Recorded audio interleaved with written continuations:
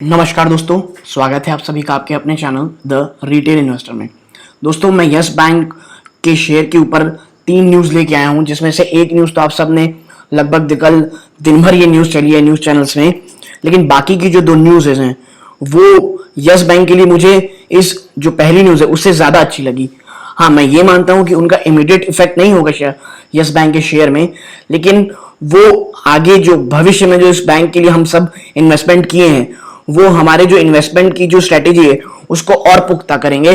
और जो प्रशांत कुमार जी हैं, जो इस बैंक के सीईओ हैं, उनके ऊपर भी हमारा भरोसा और बढ़ाएंगे कि और क्योंकि वो ये दर्शाता है कि बैंक कितना एग्रेसिव है अपने जो पुराने जो पाप हैं उसको मिटाने में और आगे को यस बैंक को एक अग्रणी बैंक बनाने में।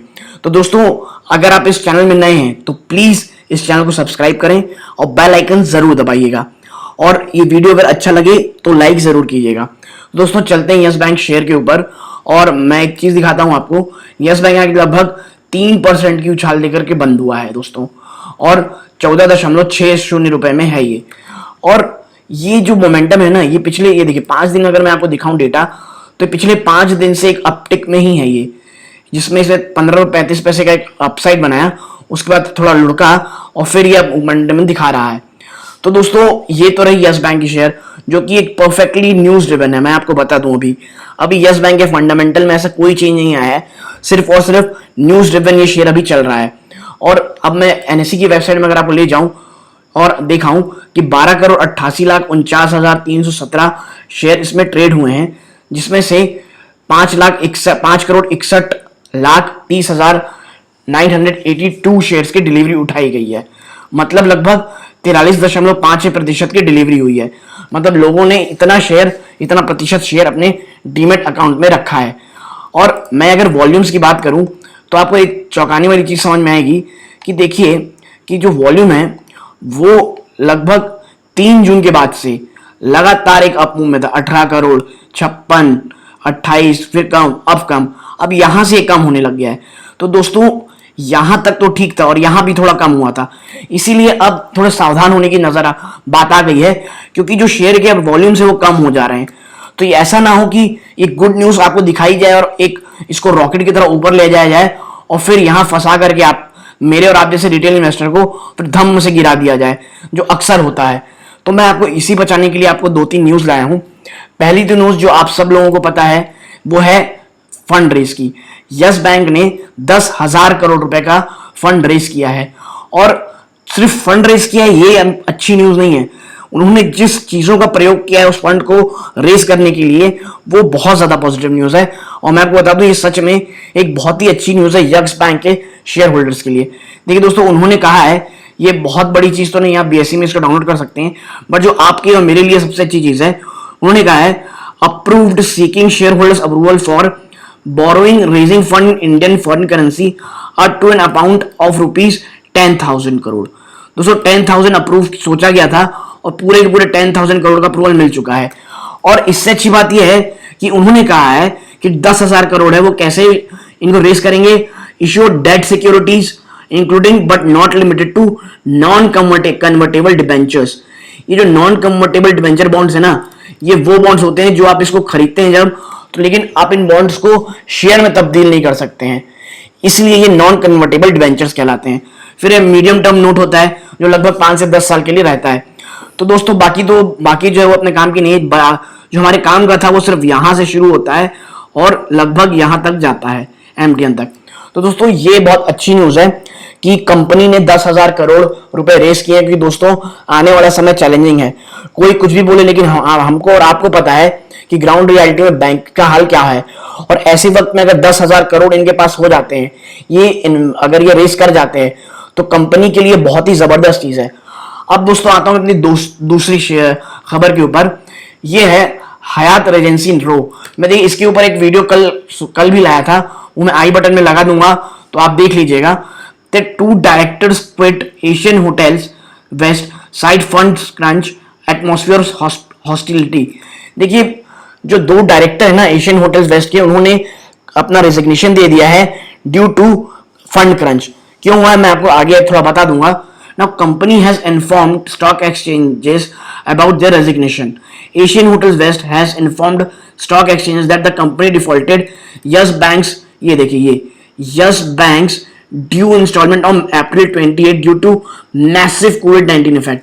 ये देखिए ये है, क्योंकि भाई 28 अप्रैल को उन्होंने जो था उन्होंने अपना जो पेमेंट था वो डिफॉल्ट कर दिया था। और क्यों? क्योंकि कोविड-19 बहुत ही जबरदस्त तरीके से हिट किया है पूरी होटल इंडस्ट्री को, और लगभग 90,000 से 1 लाख करोड़ तक का लॉस हुआ है होटल इंडस्ट्री को। और इसीलिए है कि गवर्नमेंट ने कुछ पैसे भी रिलीज किए हैं जो कोविड हिटेड जितने भी बिजनेस है, और उसमें नंबर 1 किसका नाम आता है? होटल इंडस्ट्री का। और दोस्तों आगे है कि इनके जो ये इन्होंने क्या कहा है ये हमारे लिए जरूरी नहीं है। इन्होंने क्या कहा है भार्गव बसीन ने, हमारे लिए क्या जरूरी है भाई? ये जरूरी है। Since then Yes Bank has held all funds, मतलब जब से डिफॉल्ट हुआ है वो, including daily hotel collections in the escrow account. देखिए एस्क्रो अकाउंट क्या होता है ना, कि जब हम कोई लेंडर बैंक होता है वो एक अमाउंट अगर लोन देता है और अगर वो सामने वाली पार्टी का डिफॉल्ट कर जाती है तो फिर ये एस्क्रो अकाउंट वाले जो बैंक्स रहते हैं जो दिए रहते हैं वो अकाउंट फ्रीज कर सकते हैं और उनकी इजाजत के बिना आप 1 रुपए नहीं निकाल सकते हैं। तो यही है, the company hotels are not allowed to make any payments including government taxes like GST, VAT, TDS, PF, ESIC etcetera, vendors payment मतलब जो काम करते हैं, on roll employ salaries more than 300 hotels and corporate employees and other critical hotel services from the set account. मतलब लगभग ये जो hotel है ना उसको स्टैंड स्टिल में कर दिया गया है। हाँ, लेकिन यस बैंक ने किसके लिए पेमेंट करनी जारी रखी है? होटल की इलेक्ट्रिसिटी, वाटर सप्लाई और गैस चार्जेस के लिए। और Hyatt Regency Mumbai temporarily suspended operation after receiving no fund from Asian Hotel West. और इसी कारण क्या हुआ है, जो हयात रेजेंसी है मुंबई की वो टेम्परेली बेसिस पे बंद कर दी गई है। अब दोस्तों मैं आपको एक चीज बता दूं कि जो ये हो रहा है ना कि कंपनी का जो ये मतलब जो कंपनी जो बंद हो गई है किसके कारण? यस बैंक के एस्क्रो अकाउंट जो यस बैंक में था इनका, उन्होंने यस बैंक ने फंड को फ्रीज कर दिया है। ये मुझे यस बैंक के लिए एक बहुत अच्छी न्यूज इसलिए लगती है, ये हमें दिखाता है कि बैंक और नो नॉनसेंस के ऊपर काम कर रहा है। मतलब अगर आप डिफॉल्ट करेंगे तो आपको उसका खामियाजा भुगतना पड़ेगा। हाँ मानता हूं ये फेयर नहीं है क्योंकि भाई अभी कोविड है, होटल जो है वो अभी लॉकडाउन में बहुत ज्यादा हिट हुए हैं, बट हमें ये देखना है कि भाई यस बैंक इनका कितना एग्रेसिव है और जो प्रशांत कुमार जी वो कितनी मेहनत कर रहे हैं इस कंपनी को, इस बैंक को अपने पैरों में खड़े होने के लिए, और इन्होंने कितनी जल्दी और कितने इफेक्टिवली काम अपना शुरू किया हुआ है।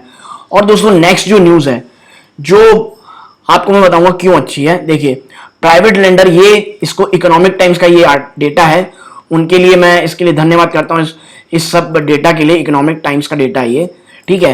इसमें क्या है, private lender bank will give up its entire lease space in Indiabulls Finance Center in central Mumbai and occupy the erstwhile Anil Dhirubhai Mani Group headquarters at Santa Cruz early as next week। कि भाई जो yes bank है ना वो अपनी जो उनकी जो ऑफिस है उनको कहाँ शिफ्ट कर रहे हैं? अनिल धीरूभाई मानी के सेंटा क्रूज के ऑफिस में। तो दोस्तों ये इतनी क्या पॉजिटिव न्यूज हो गई? दोस्तों ये पॉजिटिव न्यूज इसलिए है क्योंकि देखिए आगे इसमें लिखा है Now next week bringing down its operational and rental costs substantially। मतलब जो इनके जो रेंटल कॉस्ट, देखिए जो मुंबई और दिल्ली रहते हैं ना, इनके जो रेंटिंग कॉस्ट होते हैं वो साल भर के करोड़ों में रहते हैं। और अगर ये देखिए now this will save the lender at least a few hundred crores annual rent. तो ये बहुत बड़ी बात है दोस्तों, क्योंकि अगर कुछ करोड़ रुपए बच रहे हैं तो यस बैंक जिसकी जो हालत नहीं खस्ता है वो बहुत ही ज्यादा पॉजिटिव न्यूज है। अब मैं आपको एक डेटा दिखाऊंगा कि भाई कितने लोग डिफॉल्ट कर रहे हैं, कितने हाई। ये अनिल धीरूभाई अंबानी ग्रुप की रिलायंस, देखिए 12,800 करोड़ रुपए डिफॉल्ट करते हैं। एसएल ग्रुप की 8,400 करोड़, डीएचएफएल 4,375 करोड़। बाकी ये डेटा देख लीजिए आप। मतलब ये यस बैंक कितनी बुरे हालात में आया था और कितनी मेहनत लग रही इनको बढ़ने में। और इसीलिए मैं कहता हूं कि जितनी भी पॉजिटिव न्यूज है उसके जो अप मूव और डाउन मूव आते हैं उससे आप घबराइए मत। अप मूव आता है तो ज्यादा खुश होकर और पैसे मत डालिए, डाउनफॉल आता है तो एकदम से पैसे घबरा के मत निकालिए, क्योंकि हमने ये बैंक, अगर मैंने ये बैंक चुना है तो ये अभी के लिए, आने वाले कई सालों के लिए चुना है। और मेरा भी ये मानना है कि अगर जो कुछ भी, देखिए स्टॉक मार्केट है उसमें कुछ भी हो सकता है। कल को कोई और भी ऐसी रिपोर्ट आ जाएगी कि भाई यस बैंक कोई बहुत बड़ा डिफॉल्ट कर गया या कोई और धोखाधड़ी हो गई, तो मैं वो नहीं कहता। लेकिन हाँ, एक नॉर्मल सिनेरियो में अगर यस बैंक ऐसे ही अग्रेसिव रहा अपने कामों को लेकर के, अपने चीजों को लेकर के, तो आप यकीन मानिए ये फ्यूचर में एक बहुत ही मल्टीफोल्ड रिटर्न आपको जरूर देगा। तो दोस्तों ये आपको वीडियो कैसा लगा आप मुझे जरूर बताइएगा, और अगर चैनल में नए आए हैं तो प्लीज सब्सक्राइब कीजिएगा और बेल आइकन जरूर दबाइएगा। वीडियो अच्छा लगा तो लाइक जरूर कीजिएगा। धन्यवाद। जय हिंद।